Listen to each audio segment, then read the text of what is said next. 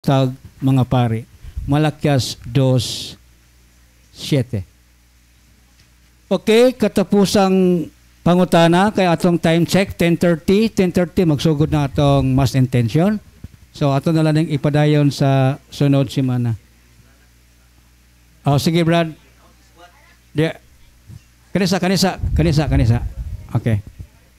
Brad, kanang namatay na, unya makasasala, unya pamisahan o pangadjian. Malangit pa ba to? 1 Juan Kapitulo 5, ato basahon ang Biblia ha. 1 Juan 5:16 hangtod sa 17.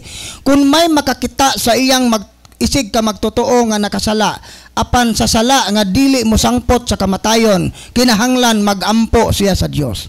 Hatagan sa Dios o kinabuhi ang maong magtotoo. Kini alang lamang niadtong nakahimog sala nga dili ikamatay.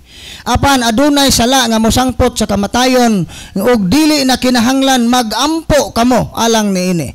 Sala ang tanang buhat nga dili matarong, apan adunay sala nga dili mosangpot sa kamatayon. So klaro na nga adunay sala nga ikampo, duna po sala nga dili na to pwedeng iampo. So mao na nga karon kung kanang imong igsuon o kaila nga namatay nga sa takna sa iyang kamatayon ning ingon siya guway Ginoo, gisalikway nako ang Ginoo, pwede na na to iampo. Ngano iampo pa man nang sure naman so nagsaa kay isa man gisalikway ang Ginoo. Pero kining usa ka makasasala bitog sa iyang kinabuhi makasasala siya tinuod bisan pagdili na tigsimba, pero ibutang ta sa takna siyang kamatayon, nasakit nagtaod-taod, kinsabay nahibaw nga kadtong mga panahon nga nasakit na siya, kinsabay nahibaw naghinulsol siya, kinsabay nahibaw nga sa takna siyang kamatayon nakapangayo siya pasaylo sa Ginoo, dili ta makahukom anang dapita. Mao na nga atong iampo, kay ang pagampo di ay sa mga nangamatay naama na sa 2 Makabeyo 12:45 nga kahimutan man na sa Ginoo nganong kinsa tong atong iampo, dili tong tuas imperno, kun dili kabantay mo sa mga nobinahan sa patay, kun ugaling anaa pa siya sa kasakitan sa purgatorio, padangaton mo unta siya Ginoo ngadto sa gingharian sa langit. So sa ato pa di ay kun kana nga namatay ang iyang kag nasangit sa purgatorio, unya na sintensya na 40 ka tuig baka dito o pilay sintensya sa Ginoo, grabe nga bugat nga kasilot, ang atong mga pagampo maunay mo pakunhod sa ilang sintensya. So maunay spiritual work of mercy, praying for the dead. Mauna nga og human na sila silang sintensya tungod sa atong pagampo, gitabangan tog ampo, makasod sila sa gingharian sa langit.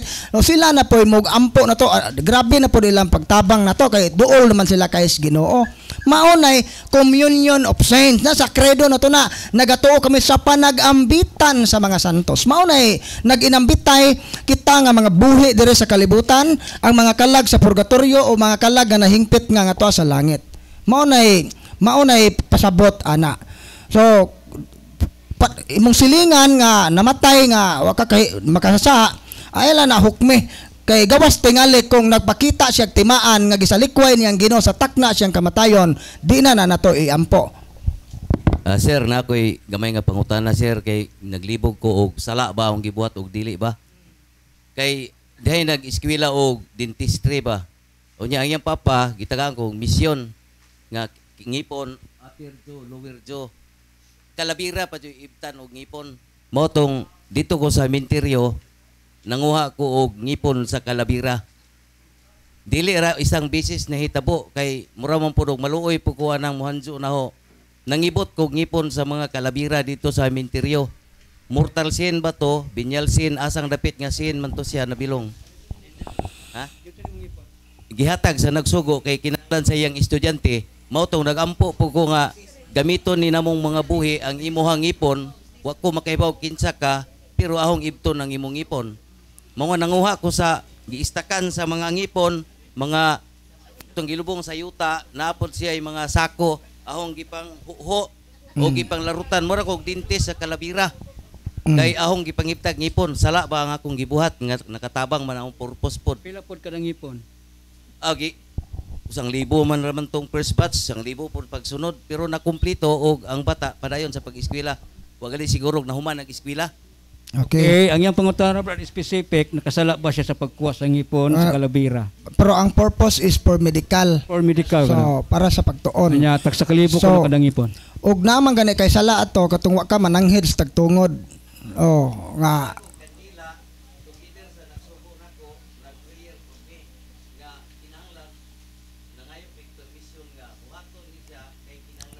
dili sa bukog ka mananghid sa tagtungod ba.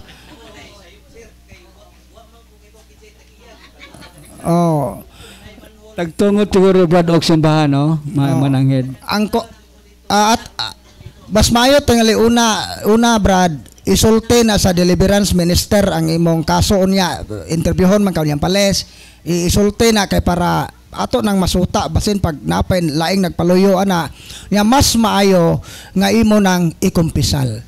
Kay sa mga panahon gani nga natay mga nabuhat nga gaduha-duha tag mortal ba ni ovenial para mawa ang pagduha-duha ikumpisal. Kay diha sa kumpisal mortal man na umabinial basta ginulsulan na nato mapasaylo man na.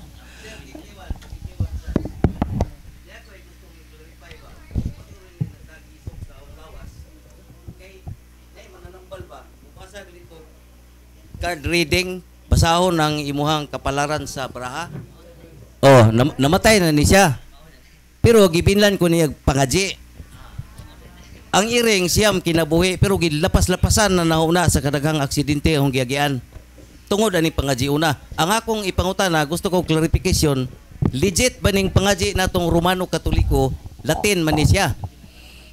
O Orimos, Dios Cuyos, Ohinitos, Purbita Mortem, Interseructionem, Huam Honobis Eterni, Promia Cumpo, Rabi Considis Case, Omos ut ex Santissimo Rosario, Biatim Reverines Recolentes, Imitimor Cud Continen Cud Promiton.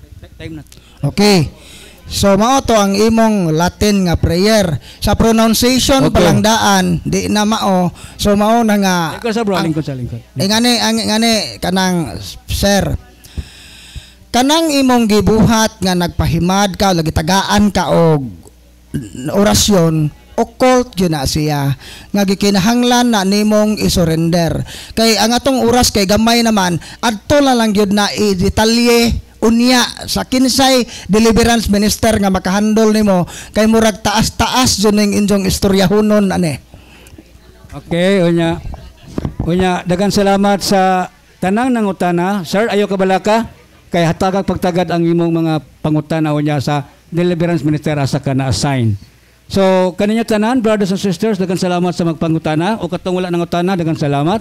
Salamat sa atong mga deliverance minister nga mi hatag og tubag hapsay sa atong pangutana.